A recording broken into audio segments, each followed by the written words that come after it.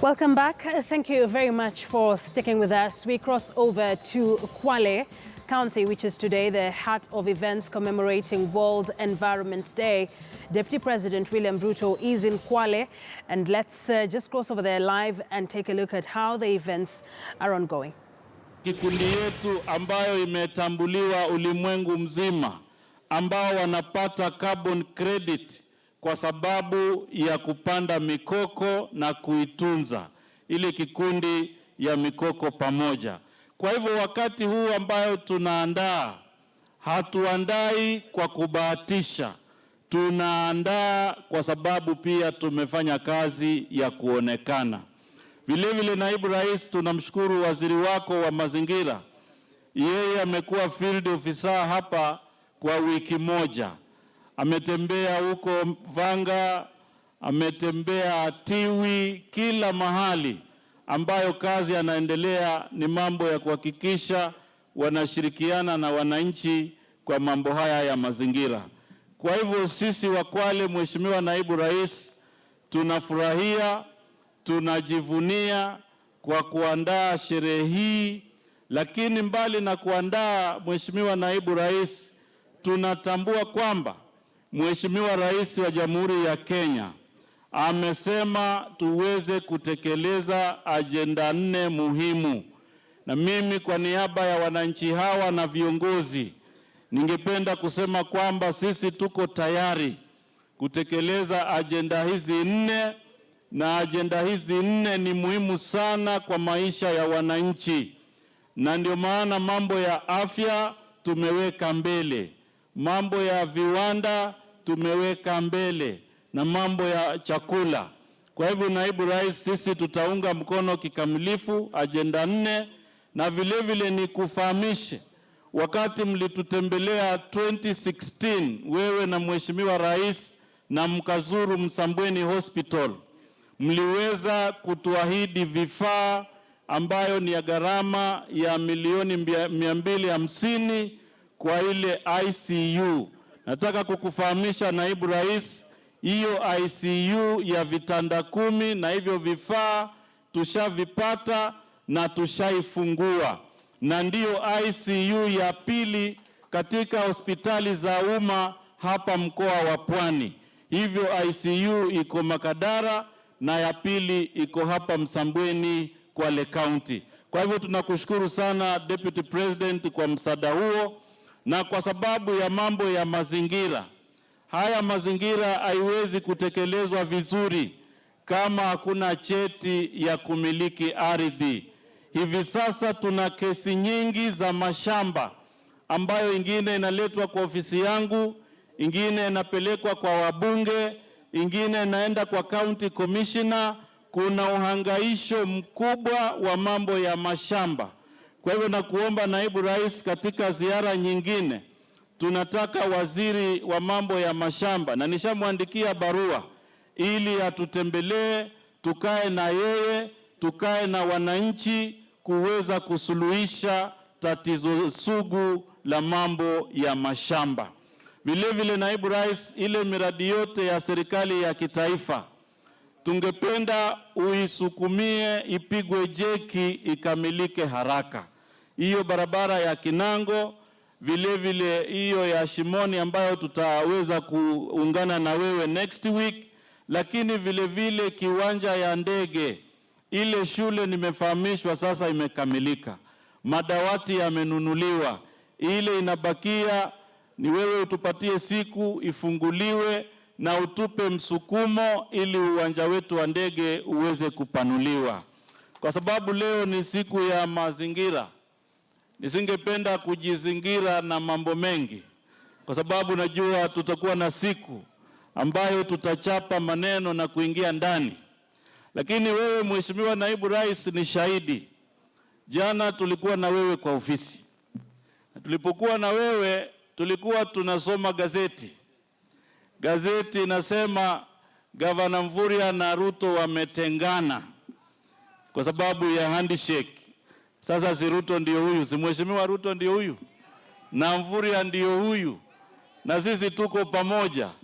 Kwa hivyo mimi nataka kueleza wale wanalete propaganda, Huyu naibu rais mimi nilimuunga mkono na naibu wangu wakati mgumu sana, wakati ambao wimbi ya upinzani ilikuwa inatanda kila mahali, na tukasema tutaunga mkono Mheshimiwa Uhuru na naibu wake. Kwa kura zote mbili tukatembea kila mahali. Sasa leo niseme tena, sisi 2022 tunaunga mkono Mheshimiwa Ruto kwa kura ya urais. Hii ingine inaandikwa ndio watu wapate umaarufu. Hii sasa ni porojo.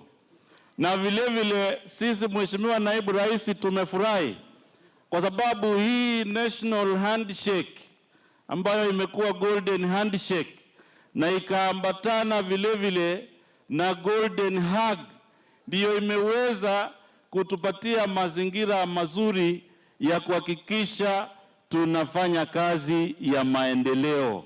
Kwa hivyo tunaunga mkono hatua ya Mheshimiwa Rais pamoja na wewe naibu wake pamoja na kiongozi wa upinzani ili kuweza kuwaunganisha Wakenya, tuendelee kufanya kazi na wananchi wetu waweze kufaidika na uongozi wetu. Kwa hivyo leo si siku yake, si mengi sana, lakini wananchi, si mumesikia haya maneno vizuri? Si mumesikia vizuri haya maneno? Kwa sababu tutakuja kwa kijiji tuongee maneno ya naibu rais kwa kura ya 2022. Na ndio maana leo tunafurahi sana kwa sababu Kwale yote iko hapa, pwani yote iko hapa. Tungependa ujumbe huu wote uweze kuwafikia wapwani, tusiwe tunatangatanga. Huyu naibu rais ndiyo anaweza kuhakikisha yale mambo mengi ambayo yametudhalilisha, sasa tunaweza kuhakikisha tumeyasuluhisha. Kwa hayo mengi, asanteni sana na Mungu atubariki. Na tena wiki ijayo tumefurahi sana kwamba utarudi tena, na nafikiri tutaongeza gia, tuongeze na maneno kidogo zaidi. Kwa hayo mengi nimwalike waziri wa mambo ya mazingira ili aweze kuendelea na ratiba. Asanteni sana, Mungu awabariki.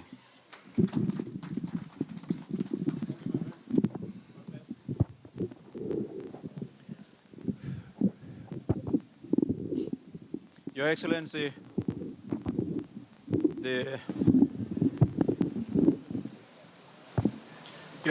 the Deputy President of the Republic of Kenya,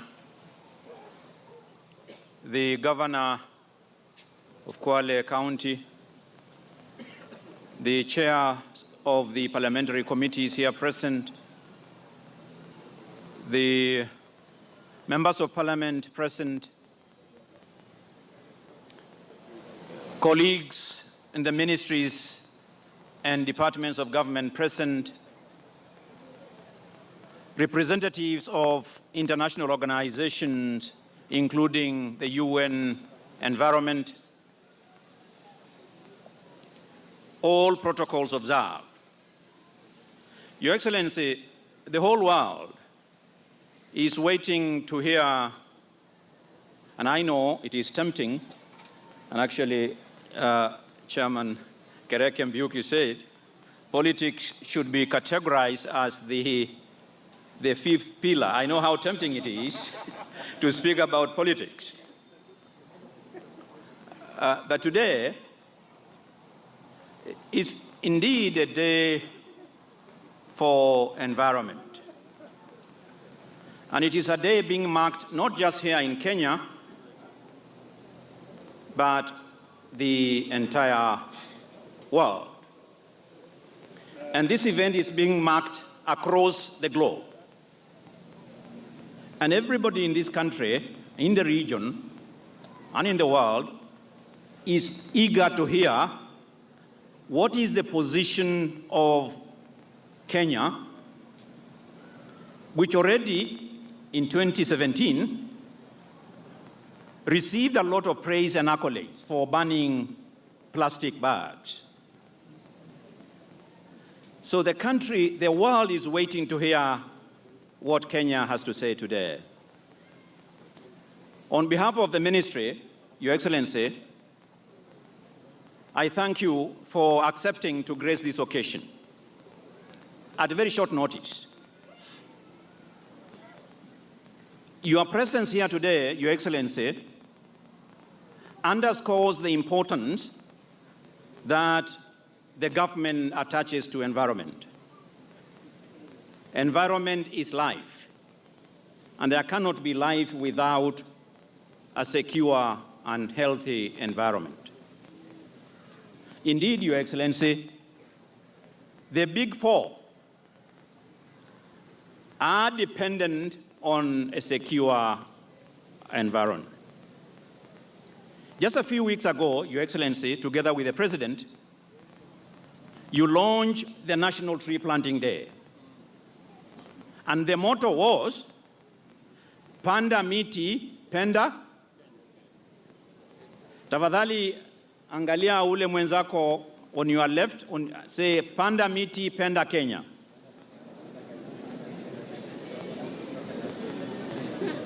Now, the governor mentioned that I have been here for the last couple of days. And I have been in the villages. Now, I have witnessed the importance of mangroves, mikoko. In fact, sasa naitwa, nimepewa jina Bwana Mikoko. So ningewaomba tena muangaliane hivi museme, panda mikoko, penda pwani. Your Excellency, mangroves scientifically have been proven to have 10 times the capacity to absorb CO2, carbon dioxide, than the forest in our other areas of the country. There is a report, and Your Excellency, I think you received a copy, done last year, that shows that an area of about 60,000 hectares of the coastal shoreline of mangroves is degraded. And that provides a capacity to make Kenya a leading country in terms of fighting climate change. That master plan, Your Excellency, is intended to be implemented by my ministry, the Ministry of Agriculture and Fisheries, and the Coastal Development Authority. It is an ambitious plan, Your Excellency, but which has not been budgeted for. And we ask Your Excellency, even as we speak about getting seedlings for the other forest, we ask Your Excellency, request the government and the ministry to prioritize, and we shall prioritize, the implementation of the Mangroves National Master Plan.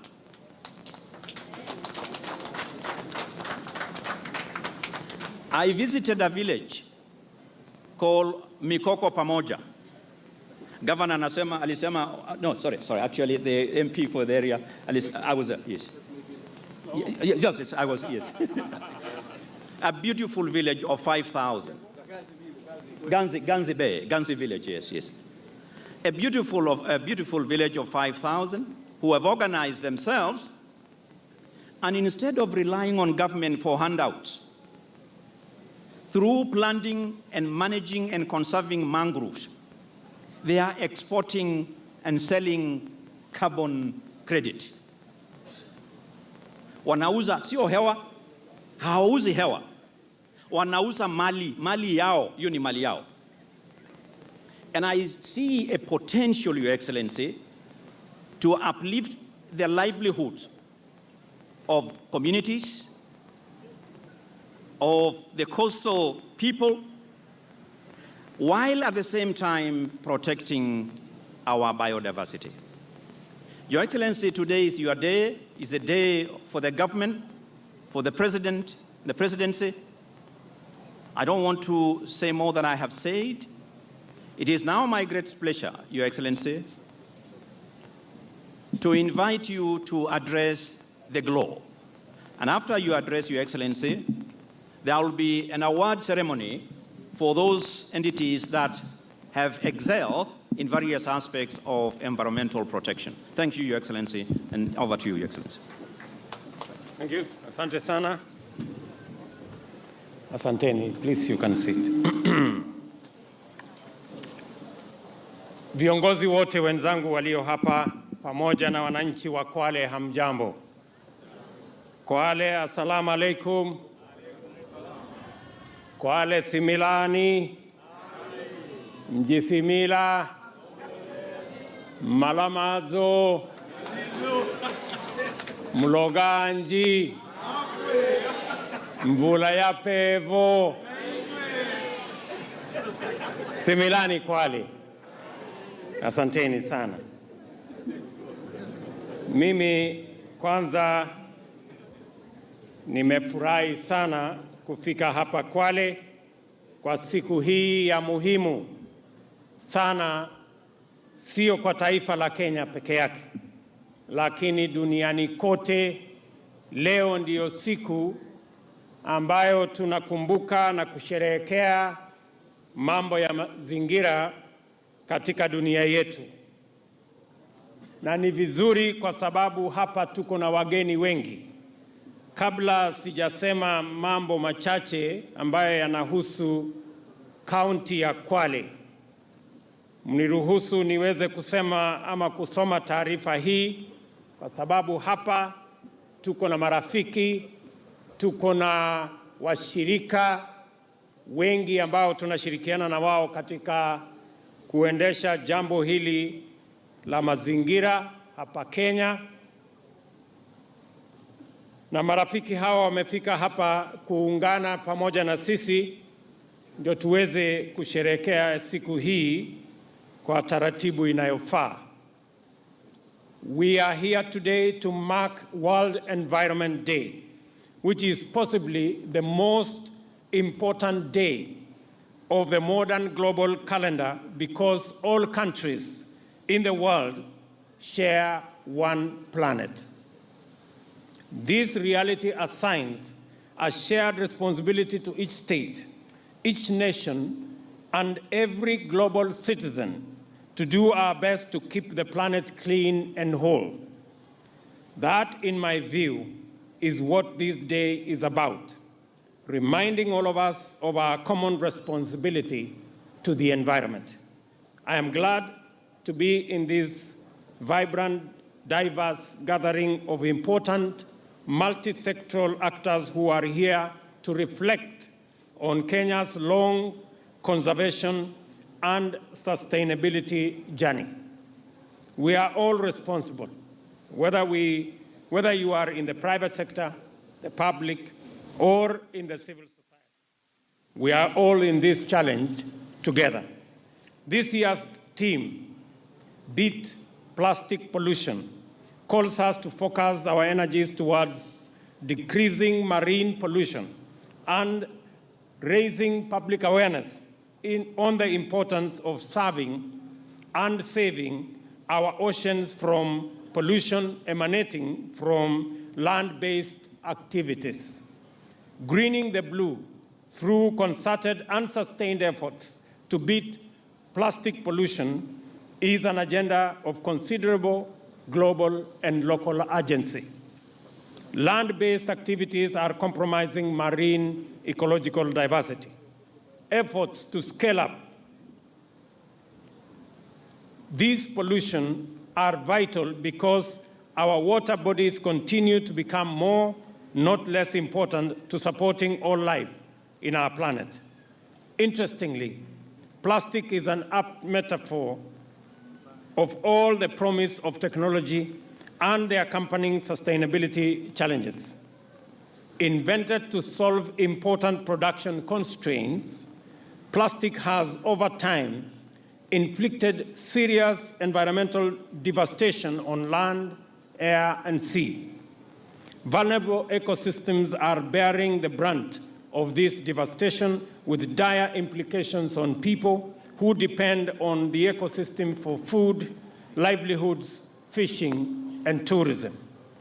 Plastics in oceans degrade poorly, producing toxic and carcinogenic nanoplastic, which enter the food chain, impacting on human health.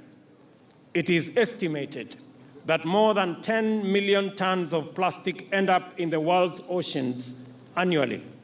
This is the equivalent of emptying a garbage truck full of plastics in the ocean every minute, every day, every week, every month, and every year. The garbage washed up on beaches across countries threaten vulnerable ecosystems as well as the people who depend on those ecosystems for their food and livelihoods, particularly in the fishing and tourism industries. The poor disposal of plastics is also poisoning coral reefs, which are one of the world's natural wonders. In Kenya, 2 million tons of plastic are produced every year, and 80% of which end up in the ocean due to careless disposal. In urban and peri-urban areas, discarded plastic bags block sewages and drainages, causing severe floods during rainy seasons. When plastics reach the ocean, they degrade and are eaten by fish and eventually end up on our lunch and dinner plates. To address plastic pollution, several initiatives have been undertaken globally, including the UN Clean Seas campaign, which started in 2017, which urges the global community to legislate regulations on managing plastics. I am pleased to announce that Kenya has made considerable progress in this regard. The government banned the manufacture, use, and importation of plastic carrier bags and flat bags last year in an effort to curb plastic waste. We are not rescinding this ban, and I urge all corporate and industry players, as well as the people of Kenya, to embrace and exploit alternative packaging materials, as well as recycling and reusing to minimize wastage. There are concerted and ongoing efforts to mop up plastics in our environment. Together with various stakeholders, the government has initiated robust mechanisms, including a take-back system by manufacturers, cleanup exercises in various counties, and increased recycling efforts. I direct the Ministry of Environment and Forestry to introduce a monthly national cleanup day to be marked in all counties, towns, villages, schools, colleges, and universities to culminate in a Cleanup the World Day marked globally every September. A recycling culture is central to the sustainable end-to-end and management of plastics in Kenya. And this is why we are awarding innovations in recycling and reuse of plastics showcased here today. I recognize and commend the many build-up activities already undertaken and wish that we sustain and intensify our partnership with counties to drive the green agenda forward. Waste management is a devolved function. Counties need to develop and align it with the national framework contained in Environmental Management and Coordination Act. I also urge counties to mainstream climate change in their integrated development plans. I commend Wajir, Makueni, and Isiolo, who have led the way, going as far as to set aside climate change mitigation funds. Article 42 of our Constitution guarantees every citizen a clean and healthy environment. The government has in this regard entered into a framework of cooperation with the Kenya Association of Manufacturers to implement an expensed producer responsibility, or called EPR, scheme for plastic bottles through a take-back scheme. The association is advised to use this negotiated compliance opportunity by showing genuine commitment that will result in a sustained and successful program to rid the environment of plastic bottles. The government has shown this goodwill gesture while at the same time monitoring its effectiveness in lieu of more drastic measures to rid the environment of this waste stream. Similarly, it is time for our education to entrench strong environmental and climate change studies in our curriculum at all levels. For its part, the private sector must bow to the call of our time and implement extended producer responsibility, polluter pays principle, among other innovations to green our corporate responsibilities. Other actors, including media, non-governmental organizations, religious groups, and civil society, must redouble their proactive contribution to see our green environment agenda through. We know that banning plastic is not enough. We have to address the destruction of forests. This is why 3 weeks ago, President Uhuru Kenyatta led Kenyans in launching the National Tree Planting Exercise. This event marked the beginning of a nationwide exercise across all counties during the ongoing rains, as well as the short rains in October. We are committed to increasing Kenya's tree cover to 10% by 2022. The President and I will lead in this effort. Closer here, the government is collaborating with the local counties and stakeholders to support mangrove protection. The mangrove is vital owing to its various uses as well as its tremendous contribution to carbon absorption and storage. Thus, mangrove holds great promise to our national determined contribution, even though its ecological range is limited.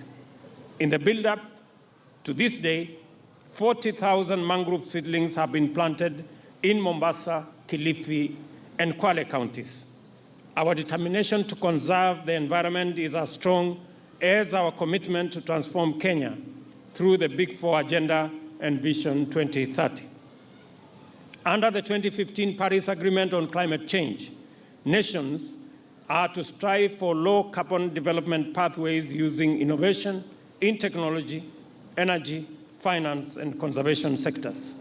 As carbon-rich ecosystems, mangroves can make an important contribution to the country's nationally determined contributions despite their limited spatial extent.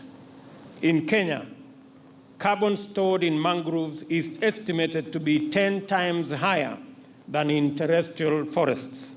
I would like to salute local communities and the National Steering Committee of the World Environment Day who carried out this exercise in Vanga Island, Jimbo, and Gazi areas in Kwale County.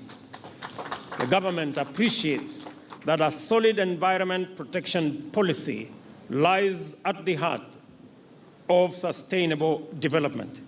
Our Big Four agenda, food security, universal health, manufacturing, and affordable housing falls apart without a strong environmental conservation component, particularly a circular economy which will reduce waste in processes. We have to be sustainable. I want to thank the Governor of Kwale County and the county leadership for hosting the World Environment Day ceremony this year.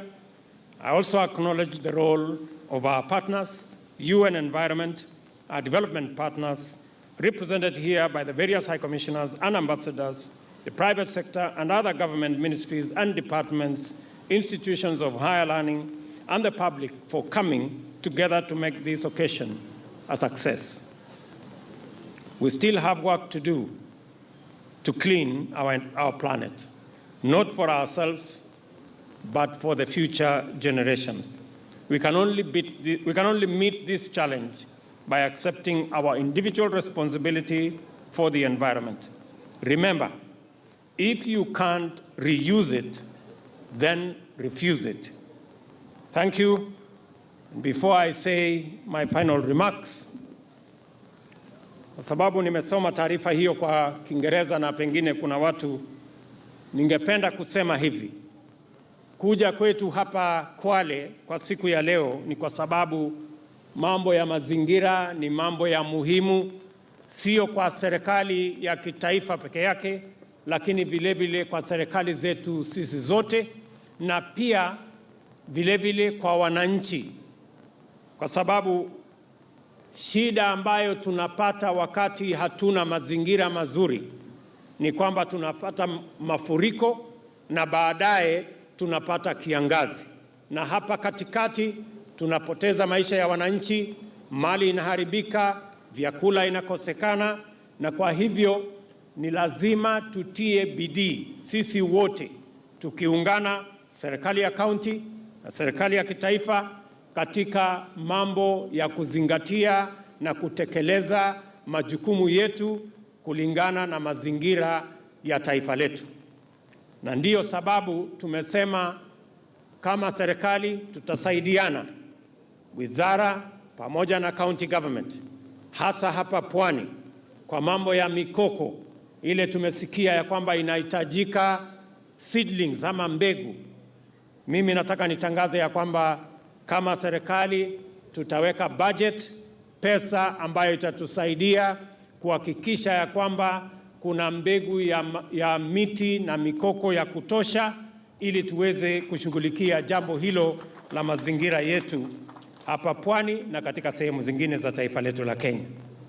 Vile vile mmesikia ya kwamba plastic kama tani milioni 2 inaingizwa katika mazingira yetu hapa Kenya, na ndipo tulisema kama serikali mambo ya plastic tupige marufuku. Ningependa kusema hapa ya kwamba kupigwa kwa marufuku kwa mambo yote ya plastic bags na mambo yote ambayo ya matumizi ya plastic itaendelea na hakuna kurudi nyuma, kuhakikisha ya kwamba kama tunatafuta mifugo ya kubebea mali, tutatafuta alternatives ama mifuko mbadala ndio tuweze kuendelea na jambo hilo.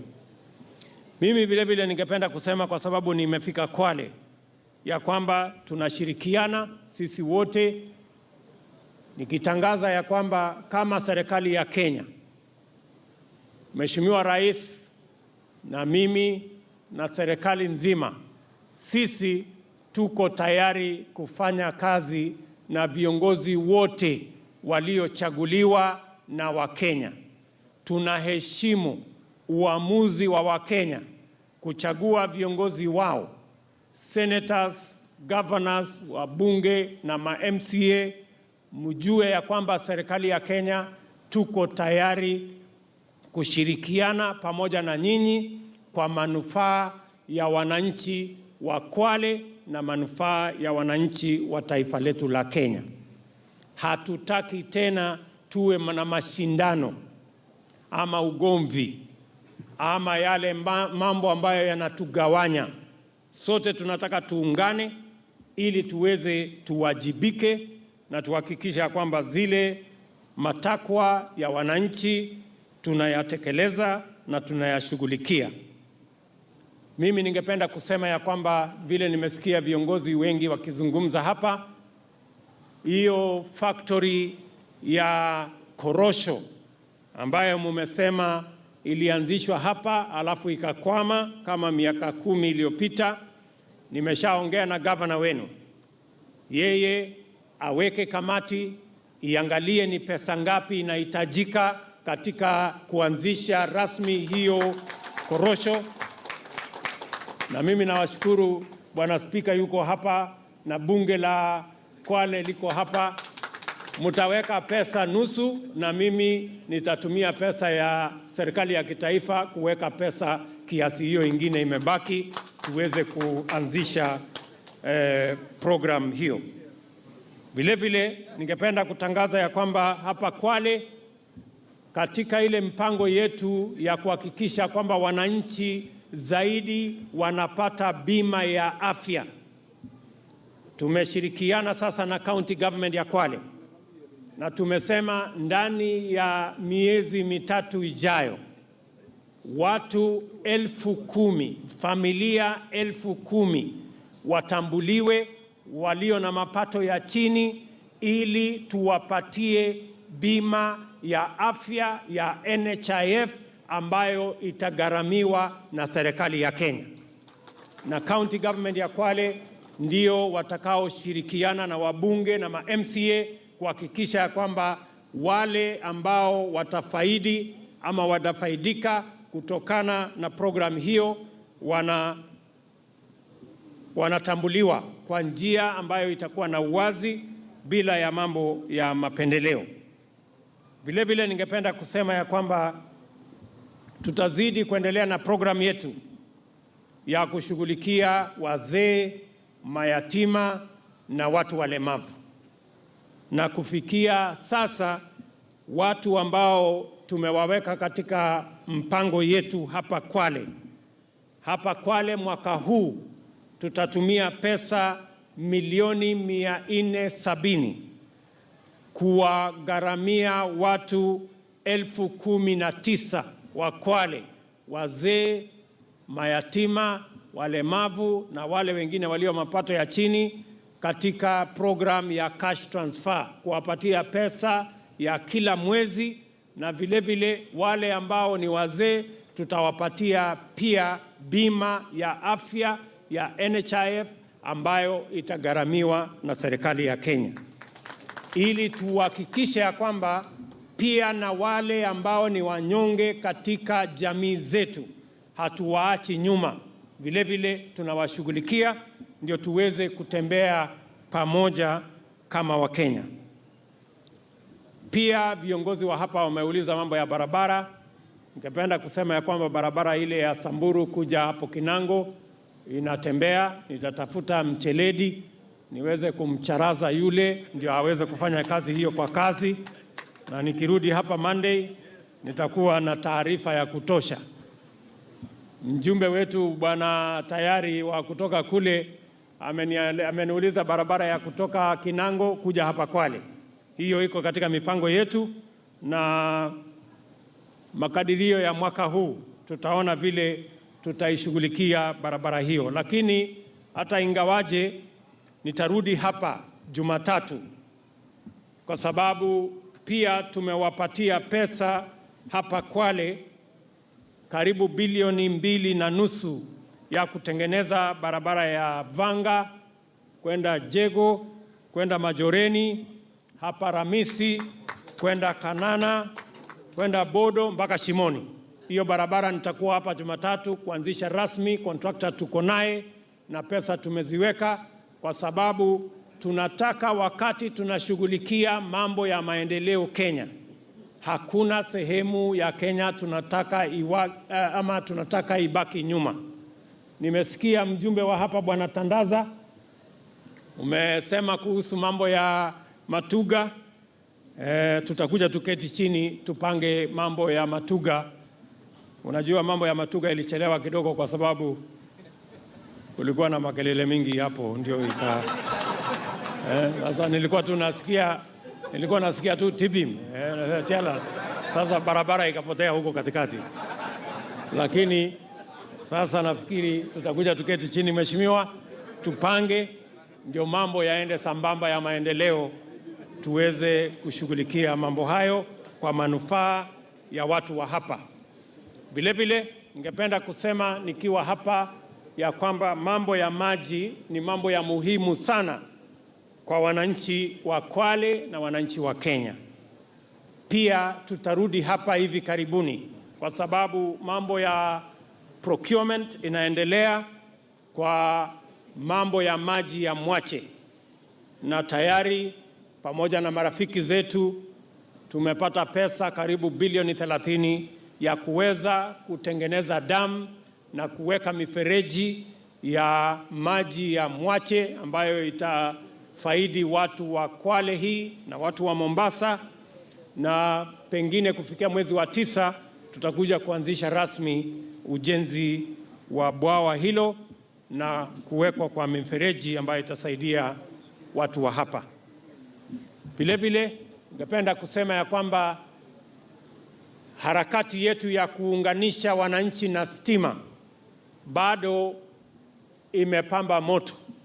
Tunajua bado kumepaki wananchi wengi ambao hawajapata huduma hiyo. Ningependa kutangaza nikiwa Kwale ya kwamba awamu ya 2 na 3 ya last mile ama usambazaji wa stima tumewapatia Kwale milioni 500 ili tuweze kuwafikia wananchi zaidi na huduma hiyo ya stima kule nyanjani, kule mashinani na sehemu zetu sote. Kwa hivyo sitaki kusema kuzidi hapo. Nimesema nimefurahi kufika hapa Kwale, nitakuja hapa tena mwisho wa wiki hii tuweze kushirikiana na viongozi wa hapa katika harakati ya maendeleo ya sehemu hii. Na vile gavana alisema, shule yetu hapa katika mahali kuna airport tumerelocate hiyo shule, na in the next 1 or 2 months tutakuja kuhamisha watoto ndio tuweze kujenga ile airport ya Kwale tena upya, ndio tuweze kupokea ndege kubwa zaidi na kusaidia katika mambo ya utalii katika coast hii ya Kwale ama ya South Coast. Kwa hivyo mimi sitaki kusema kuzidi hapo. Nimefurahi sana kufika hapa Kwale na tutarudi tena na tena. Nakubaliana na wale wote waliosema awamu ya sasa ni sisi viongozi kuungana, kushirikiana, kufanya kazi ndio tuweze kutimiza azma yetu na kubadilisha maisha ya wananchi wa taifa letu la Kenya. Asanteni sana na watakia baraka ya Mungu. God bless you.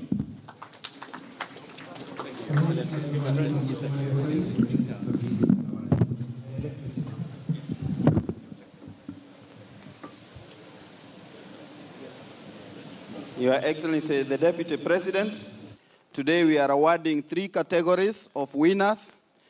Build-up activities towards World Environment Day. The first position, Watamu Marine Association from Kilifi. The innovation is construction materials, handcraft, and other items. Congratulations, Watamu Marine Association. First runners-up, Fihoni Wildlife Conservation and Information Support Group from Kwale, construction of a house using plastic bottles and other handicraft items. Congratulations. Second runners-up, Watamu Marine Association, the blue team from Kilifi. They constructed a gate using plastic bottles. Congratulations. Guest of honor, sir. The second one is mop-ups, where we collected association 1.578 tons. Congratulations. First runners up, Malindi Youth Rehabilitation and Environment Resource Center from Kilifi. Second runners up, Kwale University Environment Club. Congratulations.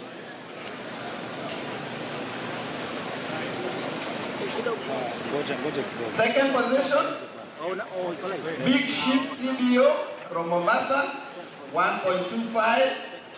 First runners up, Ali Nur SGH from Mombasa, 0.5. Second runners up, BD Kwale SGH, Mombasa, 0.03.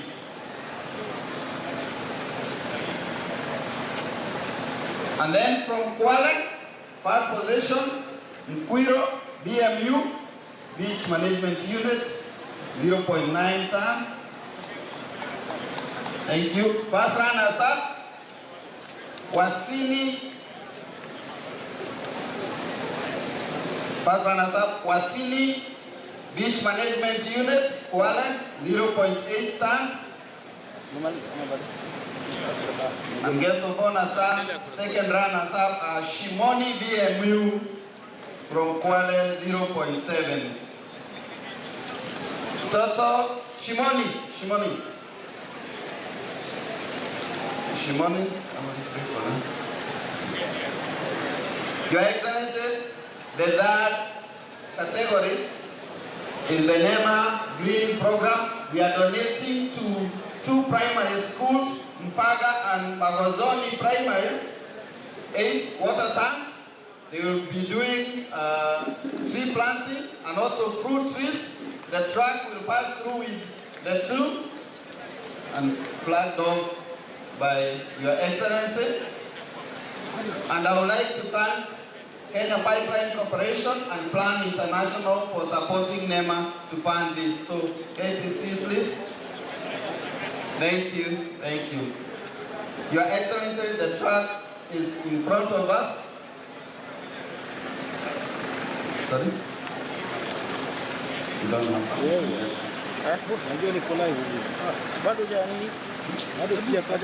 Okay. The truck to come, please.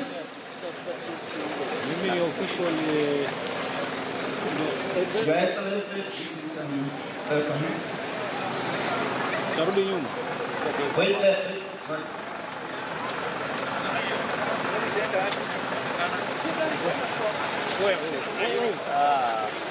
So, Mapaga and Magozoni Primary Schools.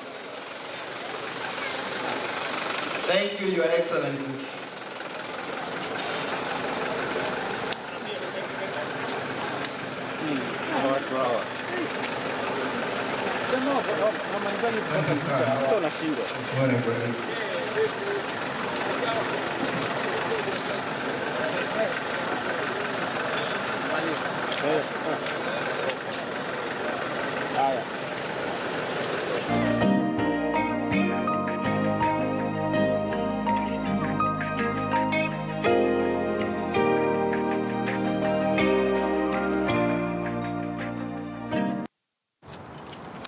Of course, that is how Kenya is commemorating the World Environment Day. That is the main event that is going down in Kwale, presided over by Deputy President William Ruto. And as the world commemorates the World Environment Day, a lot is happening in the country currently.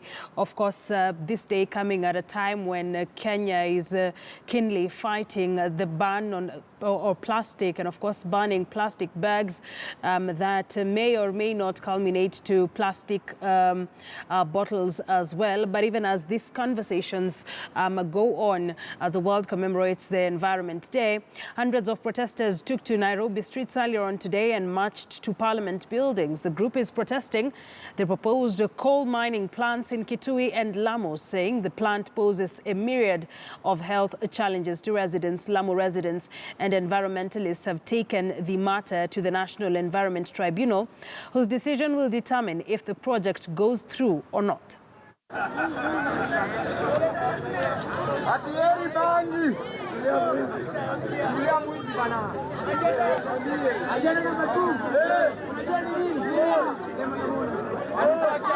Are disgusted by what the government is trying to do to introduce coal mining and in Kitui and the coal plant in Lamu. We know that from research and from the experiences of other parts of the world that have done this kind of projects, it has brought untold suffering to the local communities. If you look at South Africa, premature births increased rapidly. We are estimating in Lamu alone, if this plant is going to be allowed to proceed, around 300 premature births will be reported every year. To team up with the rest of Kenyans on this special day of environment and tell Kenyans and the rest of the world that Lamu people doesn't need a coal plant. As much as this country may need energy, there is always a better way of having that energy. There's so many good options. There's hydropower, geothermal, wind turbines and solar. Lamu, Kenya is placed in an equator and we have the sun around the year, so we don't understand why Kenya want to drag us back into an old dirty technology. The residents of Kitui East constituency have launched a drive to collect thousands of signatures to block proposed coal mining, citing dissatisfaction and lack of inclusion in decision-making. They have decried the unstructured plan in coal mining, saying it may compromise land compensation and relocation plans. Kwa mashamba ambayo iko katika block A na block B venye ko iko. Ile ko ingine iko block C na block D. lakini block A na B ziko hapa kwetu Zombe na Mutitu. Chenye tumekubaliana kutoka leo, block A, block B, Zombe, Mutitu, tutaongea sauti moja.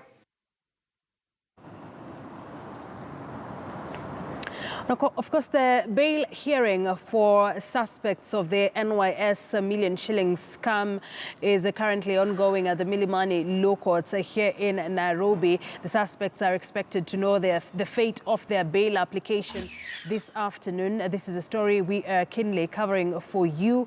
I want us to just, for a while, cross over to the Milimani Law Courts. We'll be seeing, to just see how the particular bail hearing is currently ongoing.